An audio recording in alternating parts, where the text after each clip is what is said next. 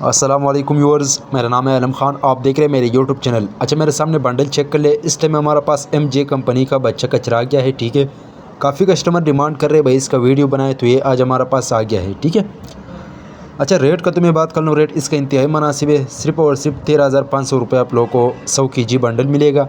अच्छा, इसके अंदर क्या क्या होता है वो भी मैं आप लोगों को बताता हूँ। ठीक है, इसके अंदर जो है ना, गर्म हुडा पर हो गया, गर्म शर्ट हो गया, गर्म पैंट हो गया, गर्म फ्रॉक हो गया, गर्म पाजामा, गर्म मतलब जितना भी गर्म आइटम है बच्चों को वो आप लोगों को इसी में मिलेगा।